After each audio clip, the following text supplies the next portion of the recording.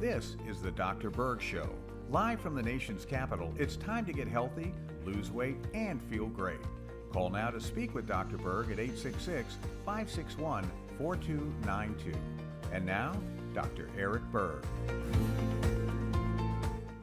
It's 9 o'clock. We're here live to answer your questions. We're going to jump right in. So if you wanted to call in, the number is 866-561-4292. 866-561-4292.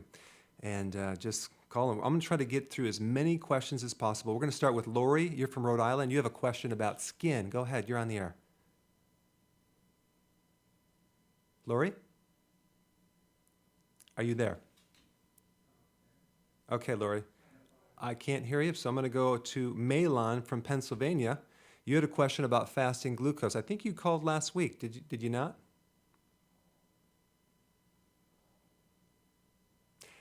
Okay, Mr. Producer, we can't hear. Okay, just hold on a second, guys. We're going to go to a quick little break, get this working. Should take maybe 15 seconds. Hold on one second.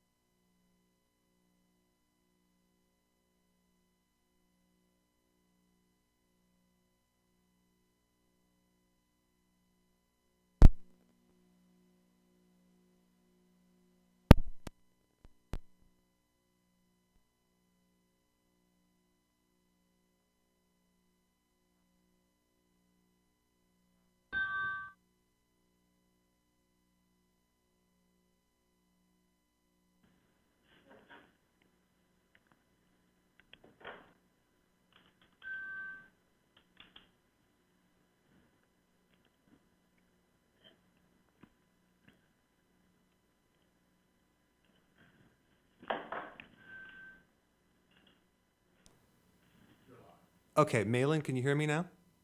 Yes, I can hear you. Great. Can you hear me? Yes, I can hear you. We just had a little button we had to click. Sorry about that. We're back on. You had a question about fasting glucose. Go ahead. You're on the air. I did, yes, and I did call in last week. It's been, this information has just been very, very helpful. Wish I'd have found you a year ago. Awesome. But I'm trying to understand fasting glucose. So I am trying to overcome a pre-diabetic condition. In the past year, I've lost over 50 pounds. I've now pretty much cut out all sugar, processed foods, but my A1C was still a little high about 6 weeks ago. Okay. So I'm still like in the pre-diabetic range.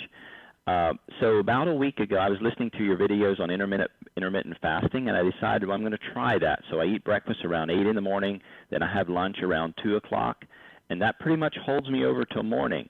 I also take a mixture of apple cider vinegar, lemon juice, and Ceylon cinnamon before each meal, and I have a kale shake each morning. Mm-hmm. However, I'm monitoring my blood sugar very carefully to see what foods affect what and so forth. This morning, my fasting glucose was 107. But last night at 6:45, it was 94, and I haven't eaten anything in between. So I'm trying to understand what causes that to be so high in the morning. Great so question. at 6:45, it was 94. I had a cup of tea with just a few drops of stevia, and the tea was just organic dried tea out of our backyard. Mm-hmm. And at 10:47, just before bed, it was 110. So I have a question for you. What is your A1C now? My A1C was 5.9 the last time. Okay. All right. Good question. Let's talk about this for a second. You know, he's done really good. Everything's going the right direction. He's doing all the right things. Now he's decided to add intermittent fasting to really take it down lower. We want it down to like 5.2, right around there. But here's the thing: when you don't eat anything and your blood sugar is 94, and by the way, it should go between like 80 and 100.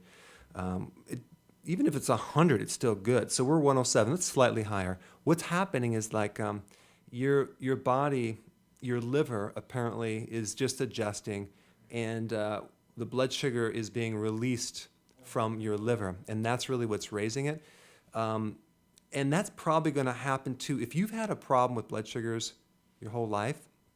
And I'll have some people that go to sleep and their blood sugars are good and they wake up, it's a little bit higher. This is because your your liver is adapting. It's trying to regulate. It's a problem with stored glycogen. So your body is releasing it a little bit too fast. It's not efficient, and it's not really.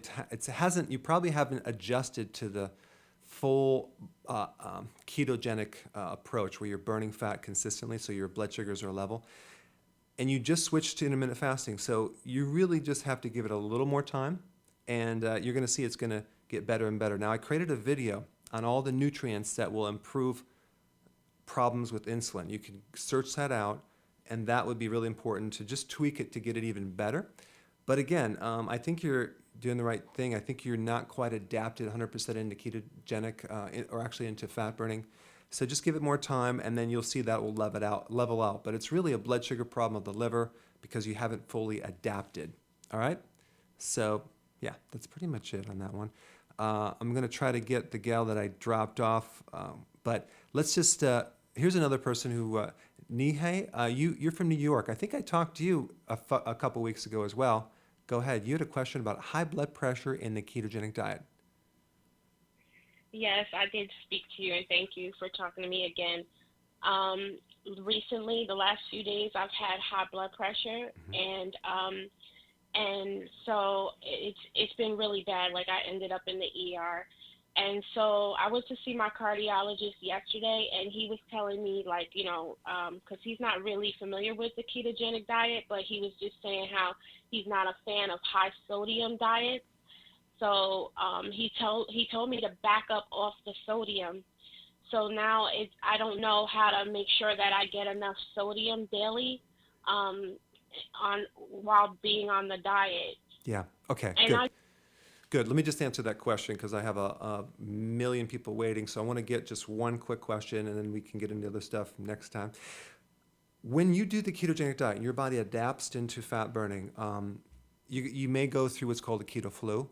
And the way to resolve that is to add some sodium, salt, because you're going to dump a lot of fluid with the ketogenic diet, and there goes the sodium and other electrolytes. But here's the thing that you need to know, and especially with blood pressure, people are salt sensitive and they're trying to avoid sodium. But take a look at this fact. Your body needs 1,000 milligrams of sodium every single day. That's the minimum to survive. And if you don't have enough sodium, it's an electrolyte. You're going to get tired. You get muscle cramps, things like that. But your body also needs 4,700 milligrams of potassium every single day. So we need 4 times as much potassium as sodium. So he's concerned about lowering your sodium when what he should be concerned about is raising your potassium. Why? Because most blood pressure problems are really a potassium deficiency. And we need so much of it, and hardly anyone gets it. Both of those electrolytes, are important in regulating things. So if you cut down your sodium without increasing your potassium, you're going to feel weak, you're going to feel funky, and it might not fix the blood pressure. So if you're in a ketogenic diet, I would simply do this. I would increase your potassium and just see what happens to your blood pressure. That should bring it down. You can take it as a supplement as well, and you want to keep those vegetables in very, very high. But again, all the stuff that I'm going to tell you guys today, check with your doctor, because I'm not going to make any claims that's going to cure you or diagnose you. This is just education for you to do research, okay? So that's my disclaimer. But go up with that potassium. That should bring your blood pressure right down. All right, good. Kevin, you are on the air. You had a question about fasting and body cleansing. Go ahead. Yes, I'm just curious if it's the best way to cleanse by fasting. In other words, cutting out maybe certain meats, cutting things out of your diet. Is that the best way to cleanse your body? Good question. I'm all for fasting. I think it's really good because it gives the liver a chance to chill out. It won't necessarily remove toxins, but it gives the liver a chance to reset, and it puts your body into some serious fat burning.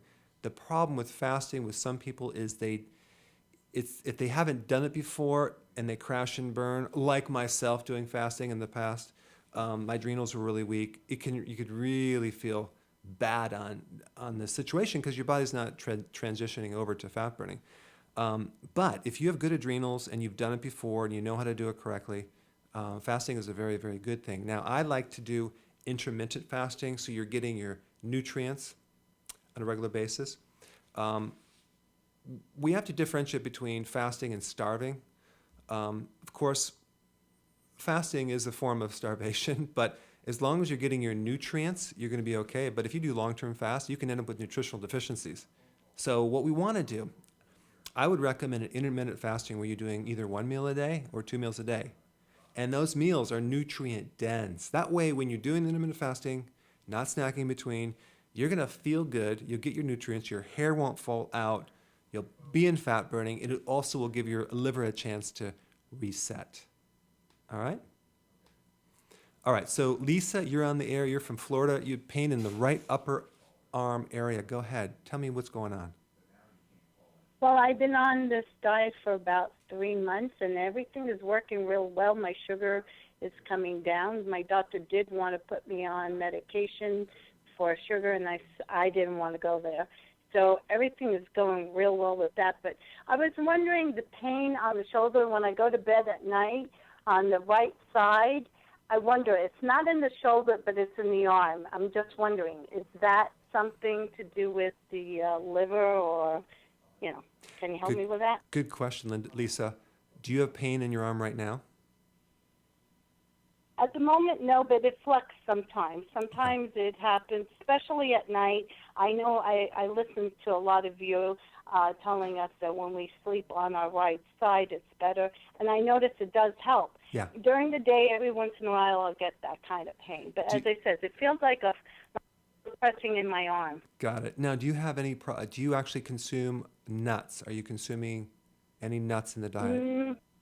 No. Right now, I am not consuming nuts. But what I am trying to do is put a lot of greens in my diet. It's kind of hard.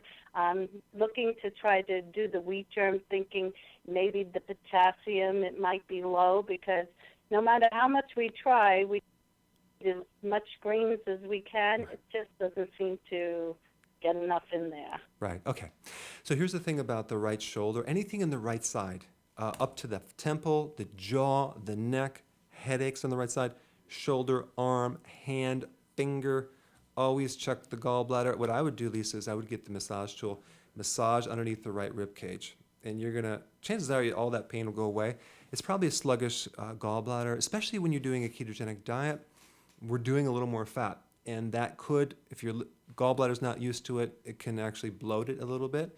That's probably what's happening. So there's a little bit of a, maybe some sludge in there. And the other thing to do is to consume maybe some bile salts to help the gallbladder. Okay, so try that and let us know. And hey guys, we're gonna just take a real quick break and be right back. Okay, so hold on.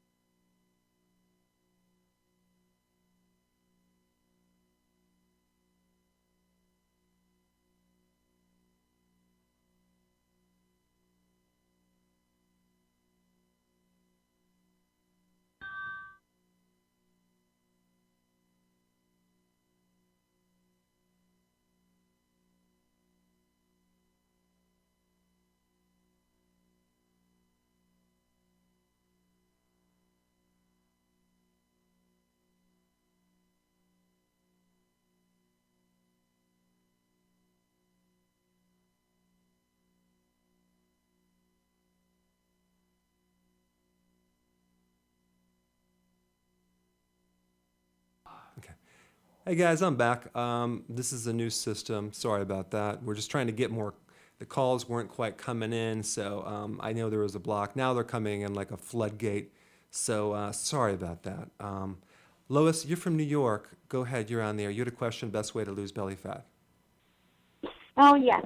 Yes, Dr. Berg, thanks for talking to me. Actually, I was watching your videos about intermittent fasting, and I tried myself for the past 2 weeks. I added a lot of chia seeds, organic greens, lemon water, and I'm trying to cut down on saturated fat. But my weight is not going. It's not steady. It's still there. Okay. So I have a question. Do you have any problems with cravings to sweets? Yes. Okay. Number two, how many meals a day or how many times are you eating, and are you doing snacks? I don't take snacks. Okay. Actually, I'm doing breakfast in the morning, and then I take like a little bit larger meal around 4:30 to 5, Okay. and nothing afterwards. Okay. And do you have any problems with your sleep, Lois? Sleep? No, I don't Okay. think so. Okay. So in this situation, this is a really good question. I should release this video. You know, I have like 60 videos that I did that I have not released yet, and I'm tempted. I want to release all of them, but it'd be overwhelming to most people. So I kind of released a couple a day. But here's the thing: if you're still craving sweets, we know you're not adapted into ketogenic diet. Okay. So there's something not right about your eating that is not kicking in there. Now, there's several things it could be. One is that your protein amount could be a little too high. Okay. Number two, you could do too much fat, and there might be some hidden carbs. Of course, I don't want to get into that here because it would take like a little time to kind of go through everything. But I have a recent video on the ketogenic diet that I list every possible problem that you could run into. So you can go through that video and really check it. But if you're still craving, either you're not adapted to ketosis, or you're having hidden carbs, or you're just some other problem. Now, the other thing could be you're just not doing it long enough, and that could be another problem. But here's the interesting thing. You know, I have questions about people. They want to know about a cheat day, right? First of all, I don't know. I never recommended a cheat day. If you go on a ketogenic diet, which by the way takes anywhere between 3 days to 2 weeks to 6 weeks to get into ketosis, to adapt to ketosis, and then you have a cheat day, what's going to happen if your metabolism is so bad and it's taking you that long to get into ketosis? You could literally be out of ketosis for a long time. Like it could be a week, because your system isn't efficient yet. Yes, it's adapted. All the new cellular machinery is there, the new fuel is there, but you haven't adapted fully to the point where, you know, your system can just switch back and forth automatically. Now, if you're 20 years old and you're a guy and you're fairly thin, you could adapt real fast. But if you're menopausal, you're female, and you have a slow metabolism, you really can't afford to do a cheat day. And it's so funny because all the people do a ketogenic diet that's a modified ketogenic diet. Like, what is a modified, where they're doing the exact right program, but they're adding in like an apple, or they're adding in a candy bar one a day. Well, you're going to pretty much shut it right down, because the whole thing about a ketogenic diet is that you have to keep carbs way, way down. And a little bit of carb will knock you completely out of fat burning. I'm sorry. All right, so Sandra, you're from Florida. Go ahead, you're on the air. Sandra. Sorry. It's the best source for grass-fed meat. Can you hear me? Okay.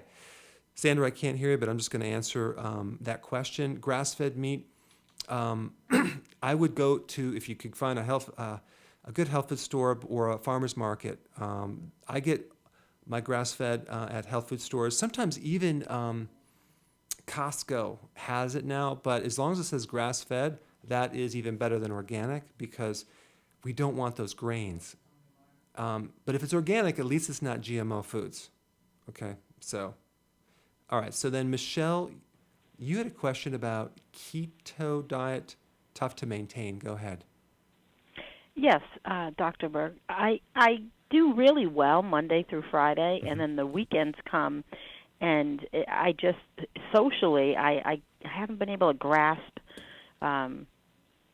changing that lifestyle. Do you have any suggestions at all? Yeah, it's really hard.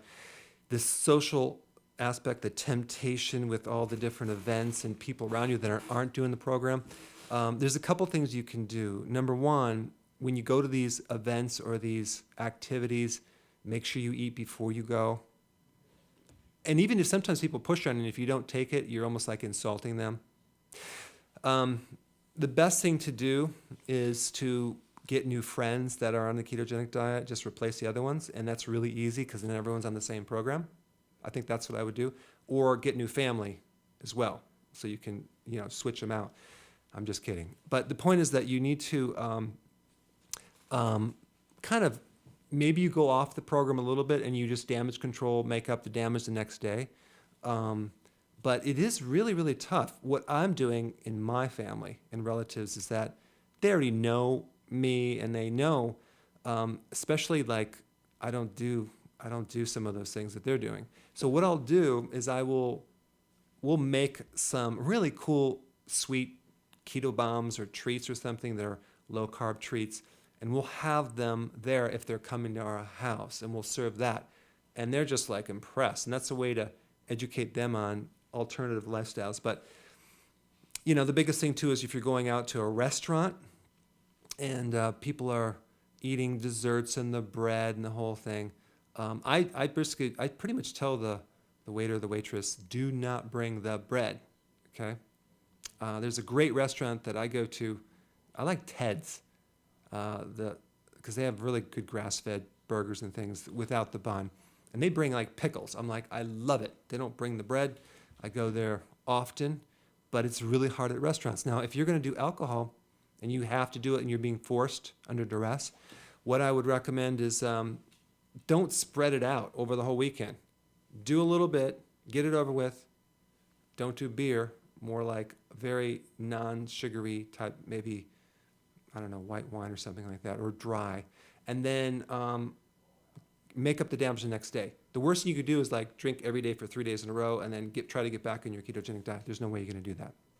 All right? All right, thank you. You're welcome. Okay, so let's see. LV, you're from Utah. You had a question about, can supplements affect my weight loss? Go ahead. Yeah, thanks, Dr. Berg. I just want to tell you, thank you so much for your videos. They've blessed me so much. I've been on the keto diet for about 3 weeks now, and I'm down 13 pounds. But this last week, slowed down quite a bit. I just started taking this supplement. It's a vitamin mineral liquid supplement. And I feel like since I started taking it, it has slowed down my keto success. And I'm just wondering, would that make a difference? It has citrus sweet in it. I'm not sure what that is. It also has like potassium sorbate. It has 9 grams of carbs, and then also 9 grams of sugar as well. And do you think that that's affecting my keto? Oh, I know it is. Tell me, what's kind of like the first and second ingredient? Okay, so purified water, plant-derived minerals, natural vegetable glycerin, citrus sweet, sodium ethorbate, citric acid, malic acid, natural flavors, xanthan gum, stevia, sodium benzoate, potassium sorbate. Yeah. Okay. All right. So so the biggest thing that I look at in labels, especially with those type of things, is I look at not even the carbs. I look at the sugar grams. 9 grams is way too much. And I bet you, if you look under the serving size, it might be like a tablespoon or something like that, which is like super concentrated. That's really what's stopping your ketosis. If you're doing supplements, you want to get them without any sugar. You want it zero. Even like my electrolyte powder, it has 0 sugar because I didn't want any of the maltodextrin in there. And it's amazing because when you have these products put together, the first thing they say is, well, what sugar you want to put in there? I'm like, nothing. Well, we have to put maltodextrin. I go, why? Well, because that helps absorb the minerals. I'm like, who told you that? Well, everyone, I'm like, no, that's not true. You don't need sugar to absorb minerals. You need a strong pH to absorb minerals. So I said, no, I don't want any sugar, including maltodextrin, in my product. And they go, okay. I'm like, okay, good. So we have no sugar. So so that's a problem. I would find some other, especially the vitamins you just told me about. There seems like it's a lot of, there's too many chemical things in there. So I would try to find something a little bit cleaner. All right? All right. Michael, you're from Tennessee. Go ahead. You're on the air. You have grinding noise in your neck. Yes, Dr. Berg, thank you so much for taking my call. I really appreciate your videos. They've been very helpful to me. I have two questions, two really short questions. Number one is about, grinding in the neck. I've been getting this grinding sound in my neck when I move my head to the left or to the right. I was just wondering what the cause of it is and possible solutions. The number two is about skinny guys, like they've been working hard to get a few more muscles, but they've been very, very unsuccessful at it. So what would be your suggestions towards that? What was the second question about your eyes? No, about muscle gain. Yeah. Skinny guys that are working towards getting, a few more muscles, but they've been very, very unsuccessful at doing that. So what would be your suggestions to it? Okay. All right. So let's talk about the first thing, the neck grinding and the popping. That's called crepitus. Crepitus can come from ligaments or tendons that are rubbing against the bone. They can come from bone on bone. They can come from little calcium deposits in the bone. They can come from wear and tear on the joint itself. But if it's in the neck, what I want you to do is I want you to have someone stand behind you and lift up your shoulders underneath the armpits. Lift up your shoulders, okay, and move your neck. If your neck moves really smoothly without any cracking, then we know the problem is there's very tight muscles called the traps and other muscles around your neck that are pulling the neck down, creating the problem. And you would want to actually have someone work on those muscles. But if they raise up your shoulders like this and you still feel the grinding, what that means is that there is some wear and tear on the joints. So you're going to have to kind of damage control. The biggest thing for repairing and rejuvenating the calcium deposits and the joint itself is vitamin K2. Vitamin K2 cleans out the calcium from the joints and the arteries and the soft tissue, but it also helps make the joint more elastic. It makes the arteries more elastic because it helps the connective tissue. So that's vitamin K2. So that's the one I would recommend. It always comes with vitamin D3. The combination is really good. Some people take vitamin D for joint stuff. I like the combination of K2 and D3. So that's the first question. The second question is your muscle. I have a lot of videos on this. If you do the ketogenic diet with intermittent fasting, you'll preserve your muscle loss. Now, you want to build muscle, right? If you're a guy and you want more muscle mass, you're going to have to do lower reps, higher weight. But if you're over 40 or 50 and your growth hormone is lower, there's two things that I'm going to recommend to increase growth hormone and to increase muscle mass. One is get either a supplement or a powder with leucine and lysine. Those are two amino acids that have very unique properties. They basically, they're ketogenic amino acids. Other amino acids are glucogenic, where they turn into sugar. These two proteins turn into ketones, which is very cool. So they're not only good for fat burning, but they're really good for building muscle mass and the repair of muscle. And they're considered the branch amino acids, but they're ketogenic. So leucine and lysine, you can get them in a supplement, and you want to take those not in the morning. Take those with dinner, with food, okay? And just read on the back label what it does. And then start doing the weight training, intermittent fasting, short reps, and you should start retaining more muscle. All right? Okay, Lori, you're on the air. You had a question from Rhode Island about toxins stored in fat. Go ahead. Hi, Dr. Berg. Hi. I have a lot of weight to lose. I've been doing really well. I've been on this over 2 months. I do 42-hour intermittent fasting, so I'll eat lunch and dinner.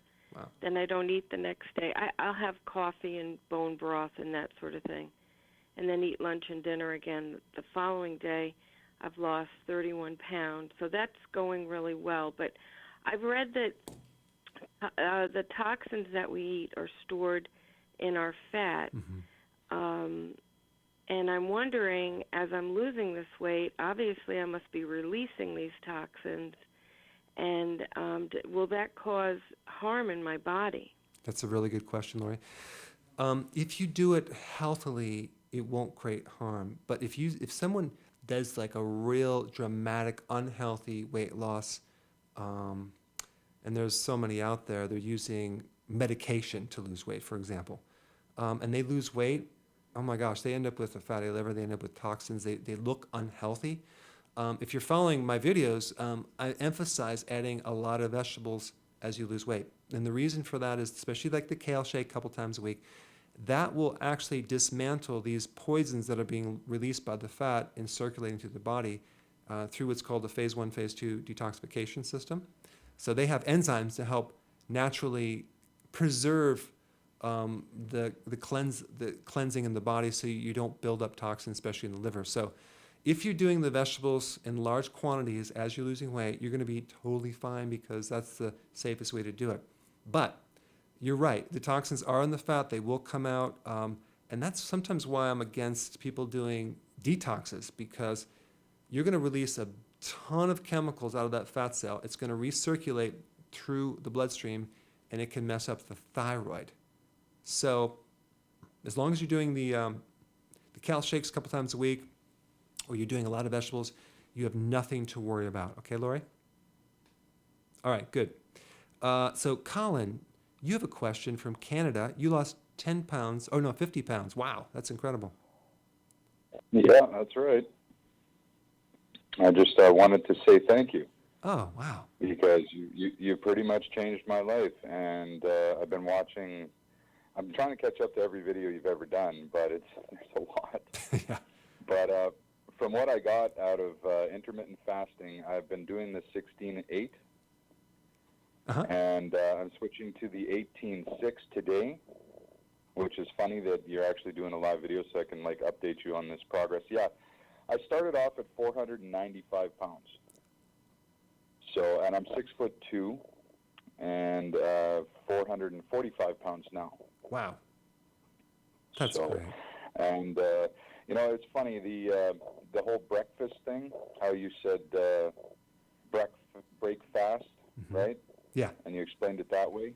Well, when I tell people that, they're jumping on the whole intermittent fasting thing, because that's the key to telling people about it, because every time I talk about it, they're like, intermittent fasting, whatever, that's crazy. And I said, well, where do you think the word breakfast comes from? You're breaking your fast. And they're like, ooh, I guess you're right. So, I just wanted to let you know, I'm doing the apple cider vinegar and the lemon water, and I put Himalayan salt in there, just a teaspoon, and that's my salt intake for the day, because I learned that from you.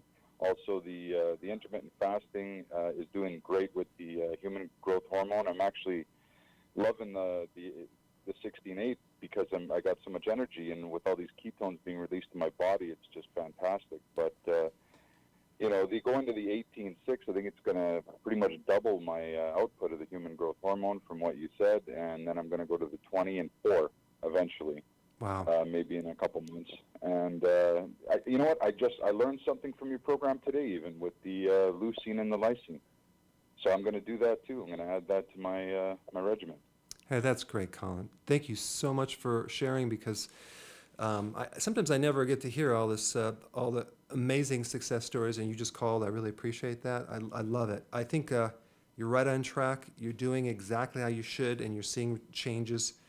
And the interesting thing about what you're doing is we're really fixing the insulin piece, which is going to, it's very anti-cancer. It's very anti-stroke, anti-high triglyceride. It's going to help prevent strokes, Alzheimer's, clear brain, better sleep, less inflammation. I mean, it's incredible. It's good for the kidney. I mean, all around, it's just a great health thing. So thank you so much for calling.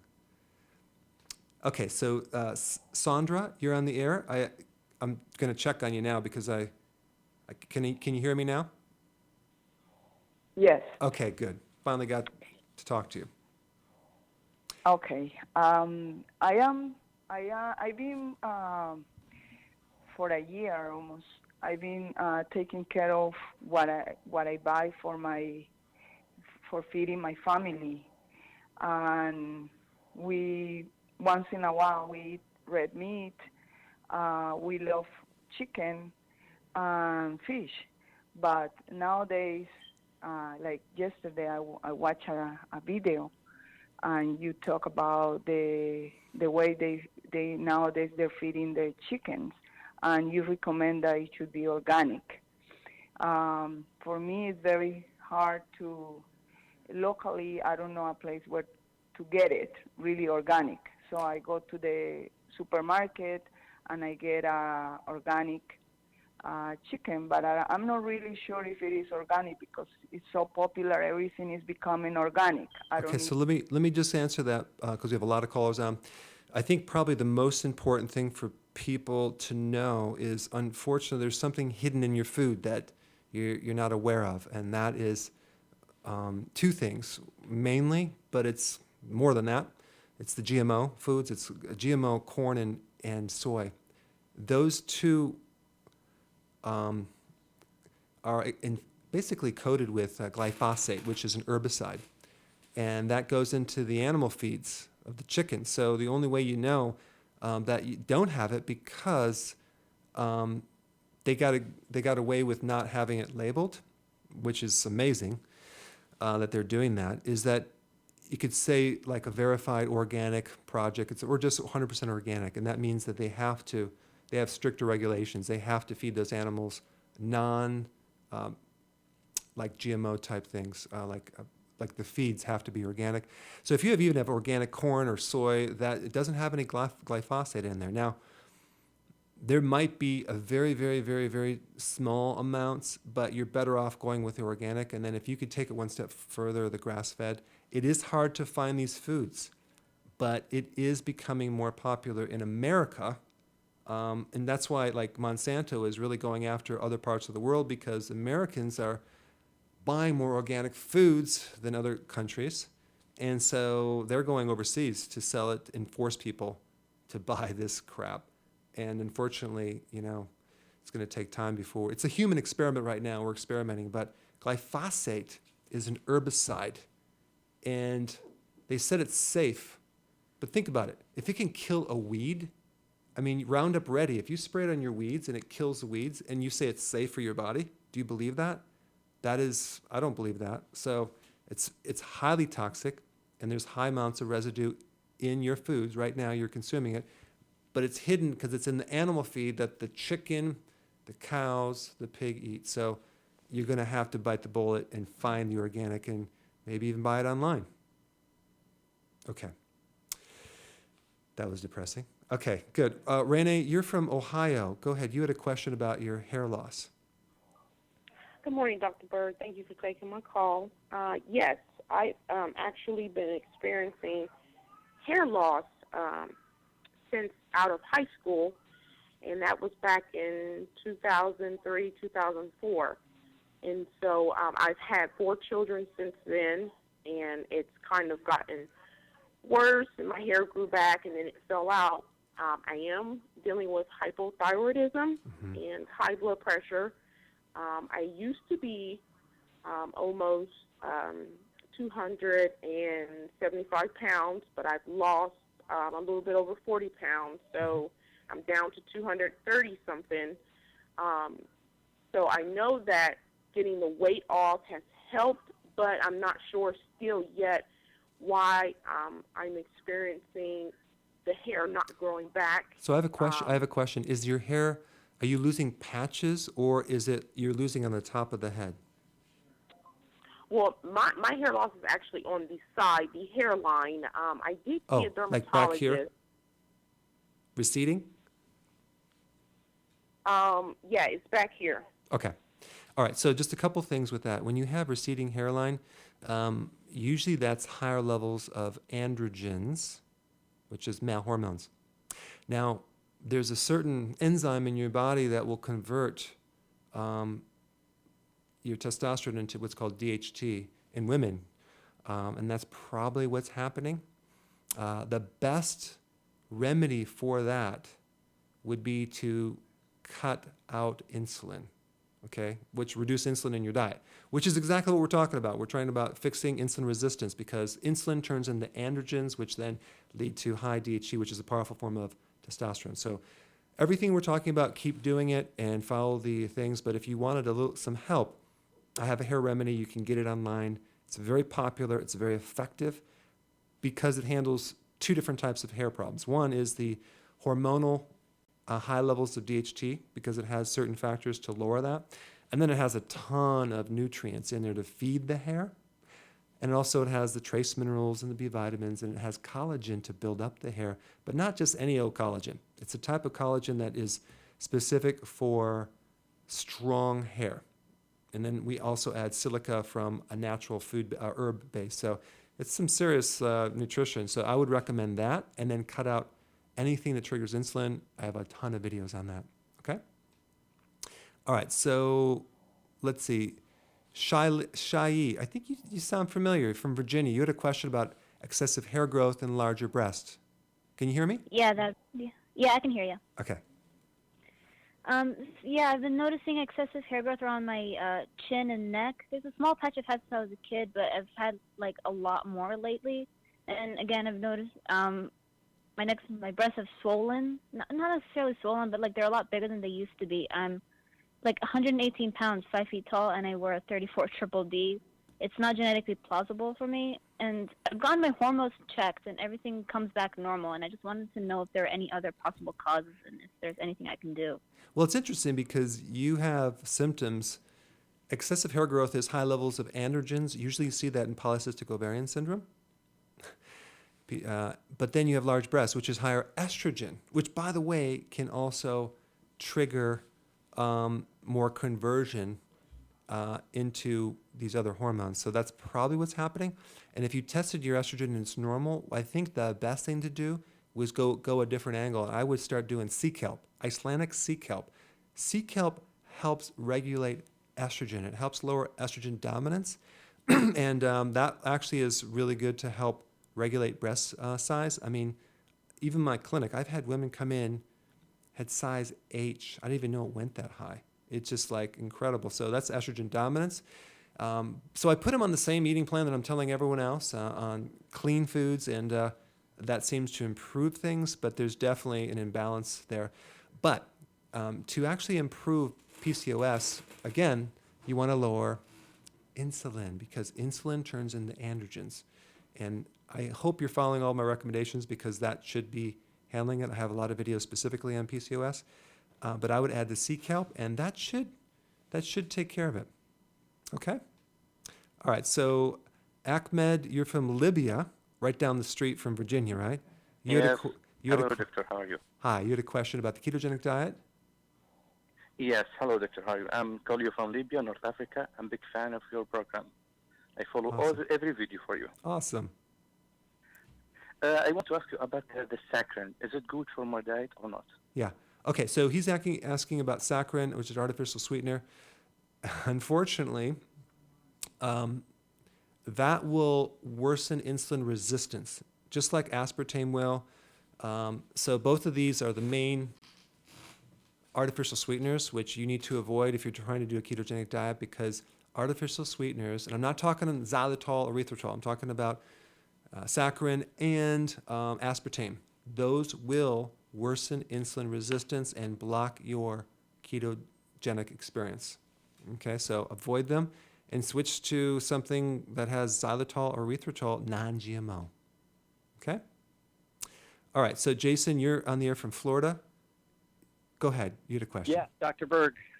Yes, I wanted to call and thank you. Also, I found you last fall. I did the body type quiz. I signed up for the adrenal package, and in 4 months, I'm down 30, which is great. Wow. I'm not complaining, but my question is, look, I even made it through Thanksgiving and Christmas at home with my parents' home cooking. It was phenomenal. But wow. I'm down 30. But what causes someone to plateau and kind of stop? Yeah. And then how much do you weigh? How much do you weigh right now? How much do you weigh? I went from 213. I'm 183. Okay, and how tall are you? 5'10". Okay. And where's the extra fat? Is it in the belly? Yeah, still in the belly area. I mean, I literally drained the swamp. I just literally everywhere just kind of shrunk, and it was great. But I was doing this workout program last summer. I felt my core tightening, and I had this strange layer of fat. I found you, and I've been draining it, but it's still there in the belly and the back, if you will. Mm-hmm. How many times do you eat, Jason, per day? I've been cutting it down to, I do my delayed breakfast. I'll do my butter and the coffee in the morning, and maybe I'll have breakfast about 10, 11 in the morning. I'll have a shake in the afternoon, maybe, and then dinner. Okay, So good. really 2.5 times, I guess you could say. And no snacks. Are you sleeping okay? Yeah. Doing, I still, once in a while, you wake up, you get up and that kind of thing, but I'm not complaining about sleep. Do you have any other physical problems? Inflammation? No. Are you working out now? I do the high intensity interval training every few days. I do a lot of biking, however. I know that I don't spike the heart rate and that kind of thing when I'm doing my biking, but I really enjoy it. Maybe 13 miles. I have a route that I go. Okay, great. So let's just talk about that, ways to improve it. Number one, the best thing to take it, once you plateau, take it to the next level, is to refine, put all your energy in, and I'm just kind of ruling out some things like for sleep and things, but you want to put all your energy into improving one thing, and that's insulin resistance. If you ever wanted to get a test, you can go to the doctor and get a fasting insulin test, and there's also other tests that you can do, and they'll do them. But chances are your insulin has probably been damaged from weight in the past, and so now we're just cleaning it up. So there's several ways to improve insulin. One is increase your B vitamins, B1, B6, increase your potassium, chromium, increase magnesium, of course the apple cider vinegar. These are all nutrients that will just kind of push you to the next level. You can even add the leucine and lysine amino acids. I know it's a lot of stuff, but these are just things. I created a video on all the nutrients that improve insulin. That's what you need to focus on, because it doesn't sound like it's a cortisol issue or an estrogen issue. I came out with a product that does lower insulin. It's called Insulin and Glucose Support. You may want to try that because it has 10 different herbs. It has something in it called a really cool nutrient called goat's rue. And goat's rue is, it's kind of like a natural metformin without the side effects. So it actually helps make the receptors more receptive to insulin. So therefore, your insulin goes down. You get more communication through the whole pancreas and the liver. And it's mainly for pre-diabetics and insulin resistance, but it also is good for just weight loss in general. So those are some things that I would focus on right now, Jason.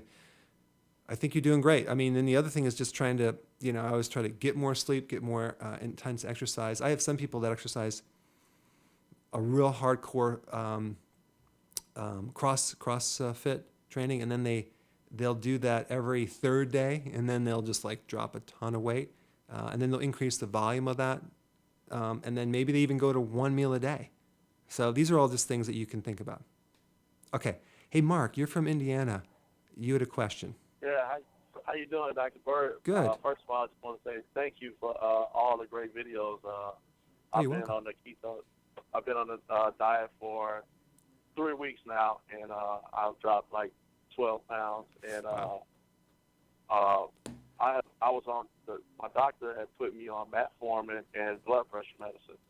So a couple of weeks ago, I ran out of my blood pressure medicine. I made an appointment to see him. I haven't been able to get in yet, but ever since I started, I've been still checking my blood pressure. I haven't been taking blood pressure medicine for 2 weeks, and my blood pressure is better than it was when I was taking the medicine. It's been like running like 101 over 71, and I've been working out every day, and just no sugars, no carbs, staying within my range, eating a lot of vegetables, and I'm still taking the metformin, and I was going to ask you, should I keep taking that or wait till I go to my doctor and see what he said? Very good question. I think you might piss off a lot of women that you lost 12 pounds in 3 weeks, but that's fine. That's great.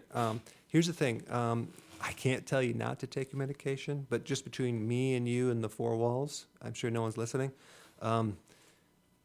It's something that I would definitely consider getting with your doctor and seeing if you come off of it. If the doctor says no, then find another doctor. Because listen, if your blood sugar levels are doing better and you're losing weight, why not be able to come off of it gradually? I mean, that's the goal, is to come off these medications, because they have side effects. There's a lot of people I have that come off their metformin Some people do it themselves. Some people do it with medical doctors. I can't tell you which one to do, but if your blood pressure is coming in range, chances are the blood sugars are coming in because you're lowering insulin. What causes high blood pressure is high insulin. Which causes blood sugar problems is high insulin. So, of course, you're fixing the deeper root problem. So, I would highly suggest getting with your doctor and just kind of wean yourself off that stuff, because how are you going to ever know if it's handled if you're still taking medication? You might end up with low blood sugar now because it's pushing it down too low. But especially if you increase potassium, your blood pressure will come down. And there's a lot of medical research on that. It's not just coming from me. All right? Good job, Mark. Okay, Victor, you're from California. Go ahead. You're on the air. Thank you, Dr. Berg. Big fan. Let's see, I'm 35 years old, and I was weighing about 155. I was a cross-country runner in college, so I always had, good fitness and good health. After having a couple boys, I just picked up a little bit more weight, and I watched your videos. I dropped 9 pounds in a matter of 3 weeks. So I'm good, but my question about gastritis is actually about a niece. She asked me about my diet and that I was looking like I was fit again. She has gastritis, and I told her about you and your videos, but can you answer that in regards to ketogenic diet if you have gastritis? Mm-hmm.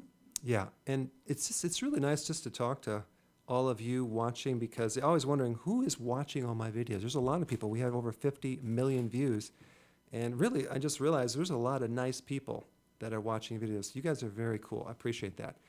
So let's talk about gastritis. Gastritis is an inflammation of the stomach.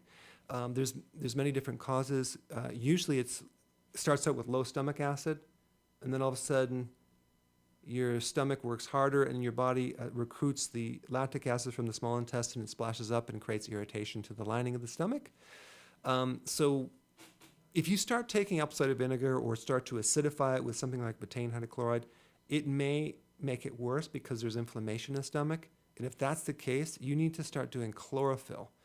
You can do my wheatgrass for the chlorophyll, or just take straight chlorophyll pills and start to heal the stomach for a while, 2 or 3 months. Then you need to start acidifying the stomach. The stomach needs to be very, very acid to be able to digest the protein and to be healed and to actually prevent gastritis.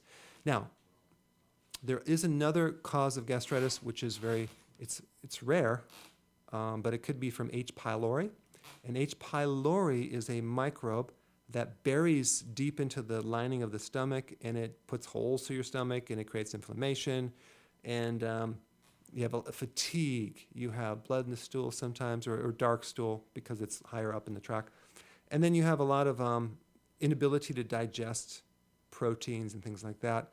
So if you do all the things I'm telling you and you still have a problem, you might want to get checked for H. pylori, and then watch my video, because I should have some great tips on how to deal with that naturally. But so there's always a cause. You just have to find it. Okay? All right, Charles, you're from Mississippi. Go ahead. You're on the air. Good morning. How are you doing? Good. I wanted to give you an update on the progress I've made in 2 months of being on the following your recommendations. Mm-hmm. And first, I'd like to say I don't consider it a diet. I consider it a way of living, and it's great because you got great food and you feel great and all this other stuff. But I'm 59.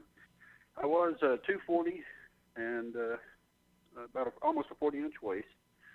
In 2 months, I've dropped 25 pounds, going down to about a 35-inch waist. I did have arthritis in my hands with a lump starting to show on my knuckles. Those are about 95% gone. Wow. I had pain in both shoulders. That's gone. I had transient pain going through my shoulders and arms, and that's gone. I sleep great at night. I do have a question about that. It seems now when I sleep very well, but it seems like my body temperature gets a lot warmer. It's comfortable. I like it. I have, no hunger or cravings between meals. I'm down to about 2 meals a day, not on purpose. It's just what I want to do. I no longer want to eat the snacks or have any cravings or anything, so it's great. And I want to tell you, I just absolutely love it. I got your wheatgrass juice powder with lemon. That's one of the best products I've ever seen in my life. It's just wonderful. Wow. And that's it. I just wanted to tell you thank you. Hey, Love you, man. Charles, Keep up thank what you're you doing. so much. I really appreciate that. Well done. I mean, when you start cutting down the insulin, you're going to remove fat from the liver, and then what's going to happen, the inflammation is going to go down, and also your thyroid can now work better, so your temperature is going to go up because your metabolism doing better.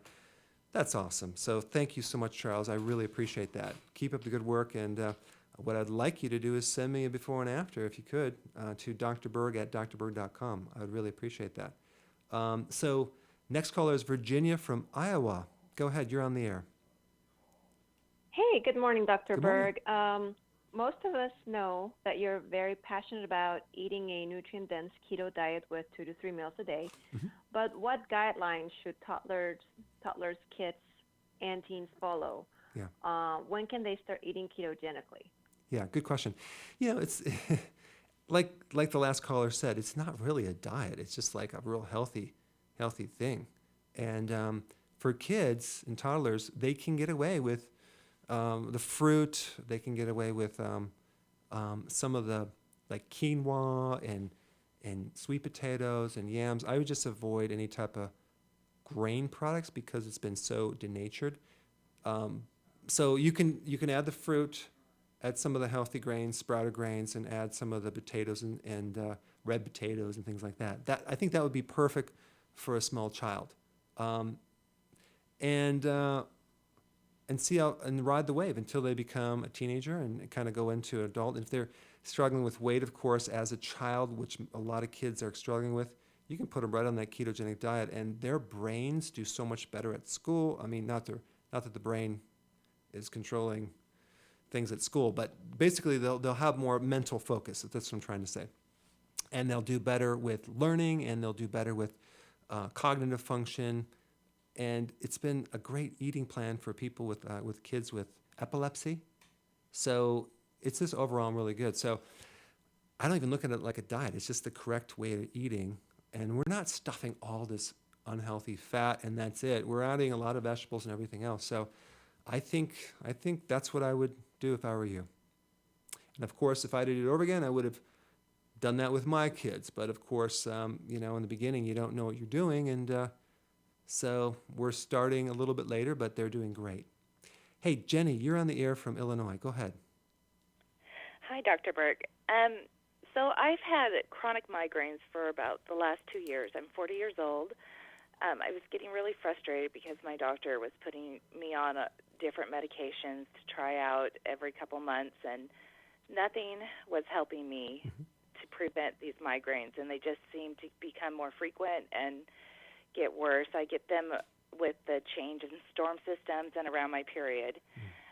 So I stumbled across the ketogenic diet, and I've been on it for about 3 months, and I've been hopeful every month that the migraines won't start, and they do. And they come on with a vengeance, and sometimes they go on for a couple days, and I get so frustrated, and I'm just at my wit's end. Is there something I can do with this diet? And what am I doing wrong? How old are you, Jenny? I'm looking for help. How old are you? I'm 40. 40? I'm 40. And are these cyclic? Do they come always with your period? They do always come with my period, but they also come with storm systems. Yeah. So it's not necessarily just with my period. Okay. Have these been going on a long time? Just the last couple of years. When I was a child, I would get one maybe once a year, and then I went many, many years without any. Okay. And then just bam, out of the blue. What part of your head? Is it the whole head, or is it one part of the head? Mostly the left side of my head, Yeah. and they start in my shoulder and down my left arm, Okay. and then up through my head. But sometimes they switch to my right side. One more question. One more question, really fast. What have you ever in your life had a head injury? No. even as a child? No. Okay. So it sounds to me like the barometric pressure is affecting certain lymph sinuses in your skull. I have a video on this, and I think what I would do is I would search the video that I have on, it's like an acupressure for the skull, and it's for head injuries. Even though you haven't had a head injury, I would do that. The second thing is this has to be connected with your ovaries. So I would support the ovaries more than anything. I would go after the ovary as far as with some, it's called estrogen balance and DIM. I would take that. And even on my membership site, I show a technique of how to adjust the ovary, because this is like the ovary has, can affect the estrogen levels, which can affect the vasodilation of the arteries and cause the headaches. So we have to fix that problem, okay? So that's what I would do. And we have several more calls, and I'm going to take these even though we're going beyond an hour, because I can do that. And we're going to answer these questions. So James, you're next. Go ahead. You're from California. Yeah. Hi. Good morning, Dr. Berg. I have a question. What's your advice for people who suffer from gout that want to do the ketogenic diet? I noticed that when I eat a lot of meats in particular, I get a lot of uric acid built up, and when I cut back on, especially red meats, bacon, even chicken, the pain goes away. Yeah.